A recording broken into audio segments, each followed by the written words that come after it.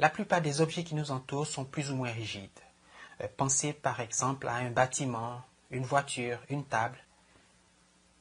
Et pour décrire ces objets, nous utilisons des modèles dont les composantes sont plus ou moins fermes, la ligne droite, le triangle, le rectangle, le cercle, etc.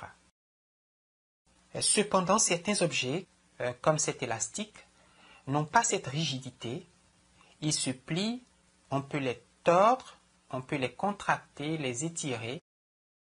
Si dans notre esprit, on imagine que tous les objets du monde, de l'univers, perdent leur rigidité et comme cet élastique sont extensibles, alors nous avons à notre disposition un univers tout à fait nouveau et beaucoup plus riche que l'univers classique. Cette idée très simple, qui consiste à créer une réalité nouvelle en modifiant certaines propriétés du monde, par exemple ici, nous faisons perdre aux objets rigides leur rigidité, est quelque chose qui anime constamment la pensée mathématique. On part d'une réalité très simple, on modifie quelques-unes de ses propriétés et on explore les conséquences de la réalité nouvelle qui résulte de cette modification, de cette variation. Avec cet élastique, je peux par exemple former un triangle, je peux former un rectangle, je peux même former un cercle, et en fait n'importe quel polygone, c'est-à-dire n'importe quelle figure à n côtés. On dira donc que dans cet univers plastique, le triangle, le carré, le cercle, le rectangle, etc. sont équivalents. Et pour être un peu plus précis, nous allons dire qu'ils sont topologiquement équivalents. Alors, considérons deux topologies classiques, la lettre O et la lettre E. Dans l'univers abstrait que nous nous sommes donné, ces deux espaces sont-ils équivalents? Sont-ils similaires ou semblables? Autrement dit, pourriez-vous prendre la lettre O et l'étirer, la déformer pour qu'elle ressemble à la lettre E? Eh bien, ici, la réponse est non, parce que certaines caractéristiques ou certaines propriétés de la topologie de cet objet, de la lettre E, sont telles que quoi que vous fassiez, vous ne pouvez pas changer un O en un E. Supposez que vous soyez une créature, par exemple une fourmi, et que votre univers, c'est la lettre E. Alors, si vous arrivez à ce point, vous n'avez qu'une seule option, une seule direction possible, c'est de revenir sur vos pas. Or, quelle que soit la déformation qu'on applique à la lettre O, il y a toujours, pour chaque point, d'accord, si je prends par exemple ce point, il y a deux chemins possibles. Je prends ce point, il y a deux chemins possibles. Le point, il y a deux chemins possibles. Et cette propriété de bidirectionnalité qui existe dans la lettre O et qui persiste, qui doit persister après déformation, disparaît avec la lettre E en particulier lorsqu'on se trouve. Est-ce que les lettres E et T sont topologiquement équivalentes? Et la réponse est oui. Nous avons le droit de rétrécir et d'étirer les objets. On ne peut pas couper ou coller, mais on peut étendre, on peut élargir, on peut contracter, on peut dilater, on peut passer de T à E ou de E à T. La réponse est non. Quoi que vous fassiez, toute déformation de n aura toujours au plus deux directions possibles. Par exemple, ici, j'ai deux directions. Ici, je n'ai qu'une seule direction. Ici, j'ai deux directions. Mais regardez la topologie de E. Ici, vous avez quoi? Une, deux, trois directions possibles.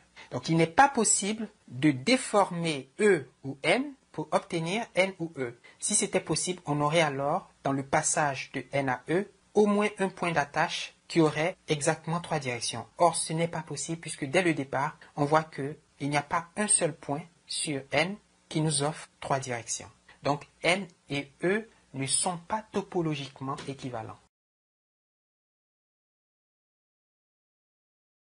Supposons que nous prenions une sphère et puis un tore qui est le bord, on va dire, d'un beignet. Question, le tore est-il topologiquement différent ou équivalent à la sphère?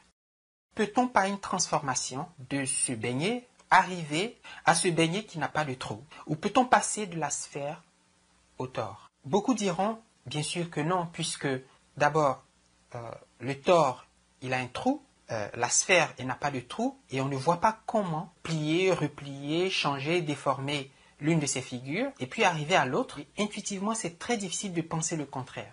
Dans ce cas précis, notre intuition est bonne, on ne peut pas le faire, mais il faut se méfier des intuitions parce que, comme on le verra par la suite, la présence de ce trou n'est pas une raison suffisante pour conclure qu'il est topologiquement différent d'un autre objet. Et par conséquent, il faut trouver une raison un peu plus, j'allais dire, rigoureuse. Eh bien, la raison, la voici.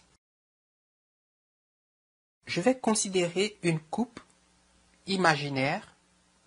J'ai dit que la paire de ciseaux est interdite dans notre univers, mais pour les fins de la démonstration, je vais supposer qu'avec une paire de ciseaux, on a sectionné cette partie du tore. Et je vais appeler C la courbe obtenue. Et puis, bon, ça c'est notre sphère.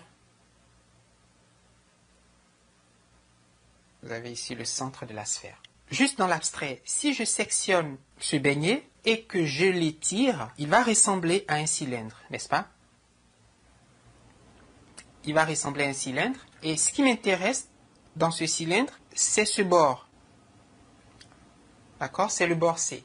Alors, cette courbe C reste connectée au tore. J'ai simplement étiré le beignet.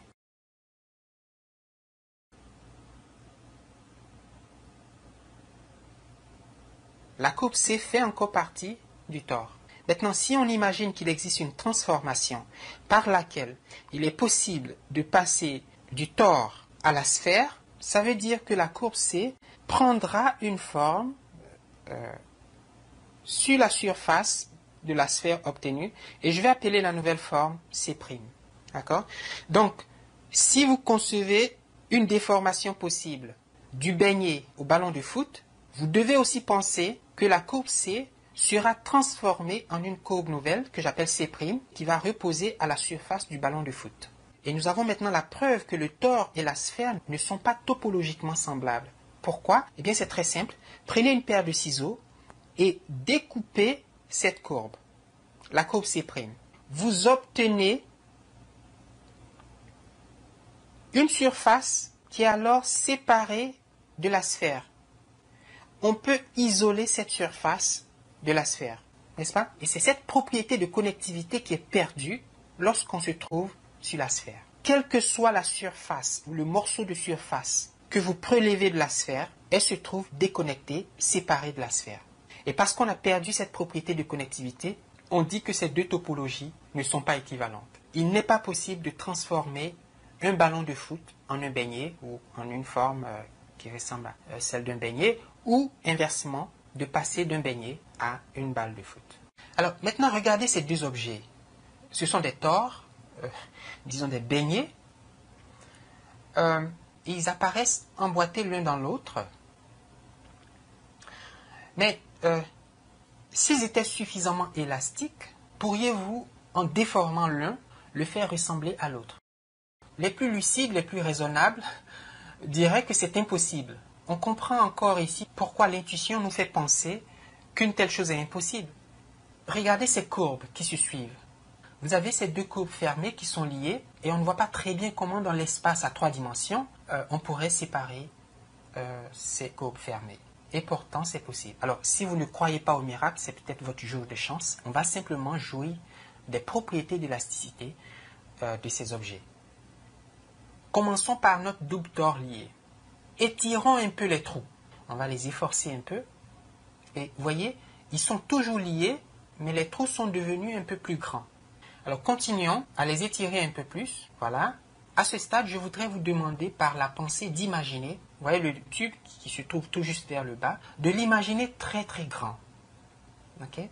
Donc la partie inférieure que vous voyez vers le bas, pensez-y comme un gros tube qui descend. Vous avez ces deux bras qui sont suspendus sur la partie inférieure. Maintenant, prenez le bras à droite et faites-le glisser un peu en avant et un peu plus encore.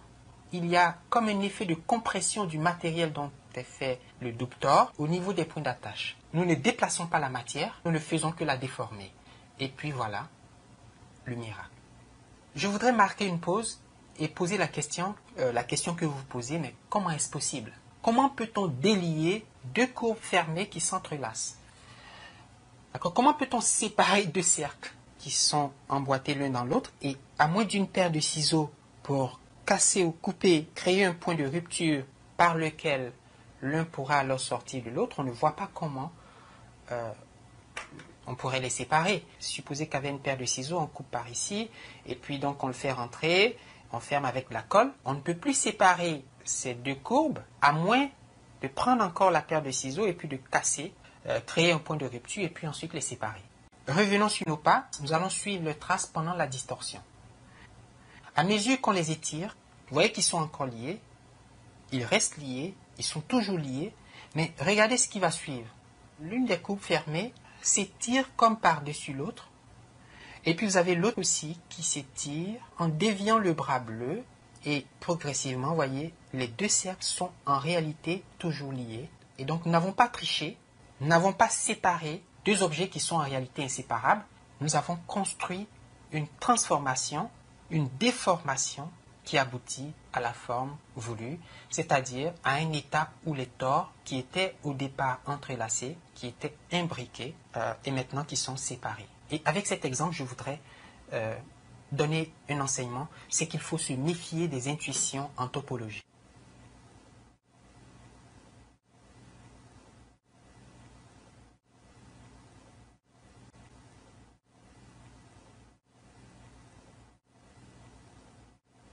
Supposons que nous ayons, disons, une plaque en caoutchouc qui comporte deux trous.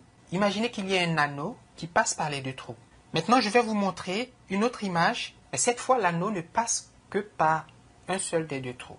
Pourriez-vous prendre l'une de ces images et la faire ressembler à l'autre au moyen d'une certaine déformation?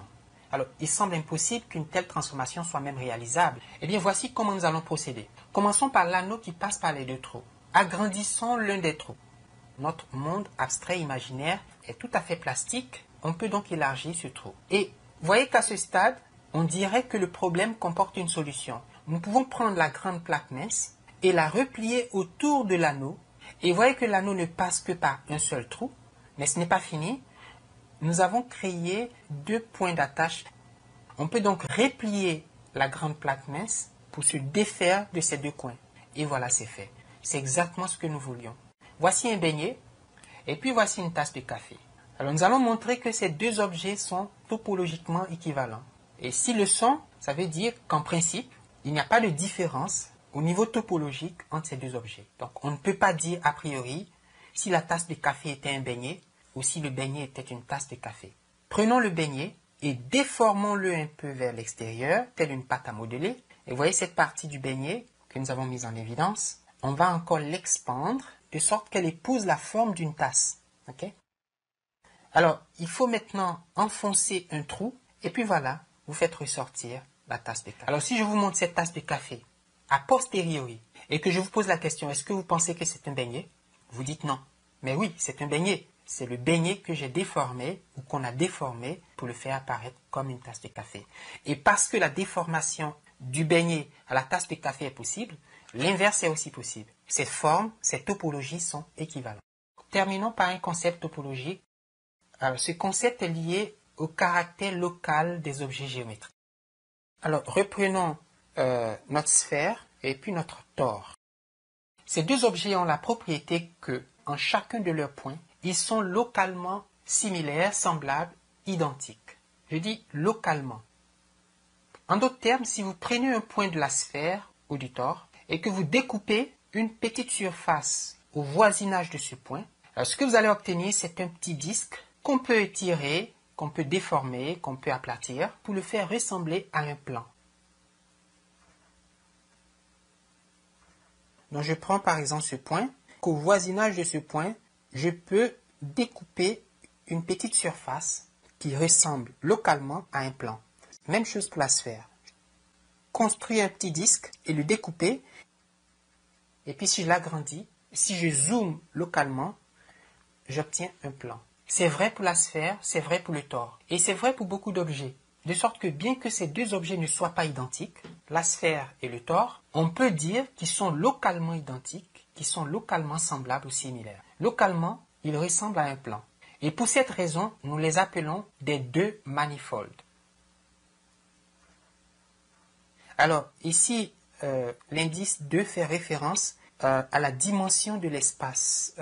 Ici, le plan, vous savez, le plan a deux dimensions et on peut concevoir des trois manifolds. Ce serait alors l'espace à trois dimensions.